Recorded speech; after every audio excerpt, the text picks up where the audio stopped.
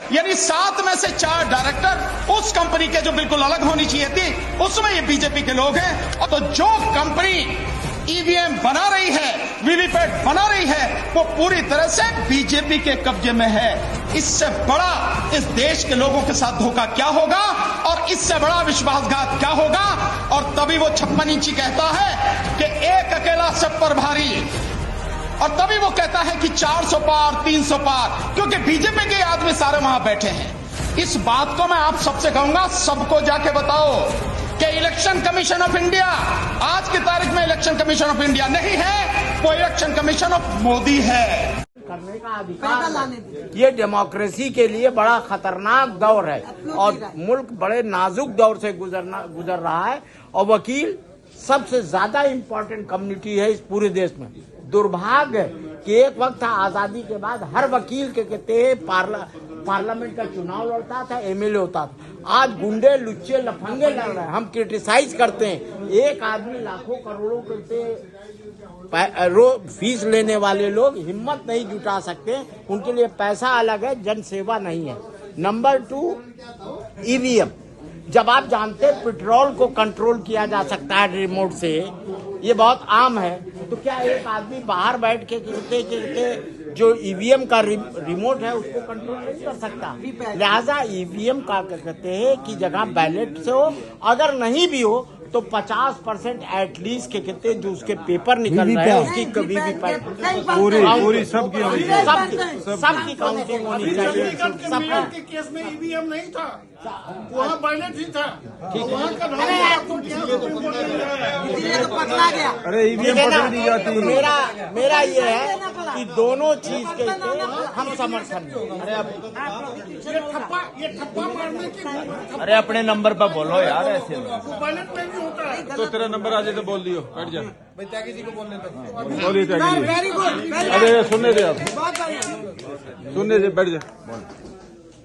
बड़ी स्पष्ट बात है, कल टिकैत साहब ने भी कहा, मैं सहमत हूं उनसे, कि भारत के अंदर जो बड़े बड़े धनकुबेर हैं, बड़े बड़े पूंजीपति हैं, पूरा राज उनका चल रहा है।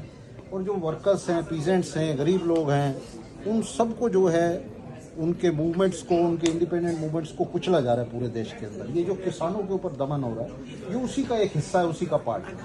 1947 में भारत के पूंजीपतियों ने ब्रिटिश पूंजीपतियों से भीख में ये सत्ता ली थी, समझौता करके, हमारे स्वतंत्रता संघर्ष के साथ गद्दारी करके। मैं नाम नहीं लेना चाहूँगा, उन्होंने सत्ता ली थी। और उसके 1947 के बाद जिस किस्म का राज कायम किया है, आज हम बार बार कह रहे हैं डेमोक्रेसी डेमोक्रेसी, हम कॉन्स्टिट्यूशन में डेमोक्रेसी ढूंढ रहे हैं, पार्लियामेंट में, सुप्रीम कोर्ट।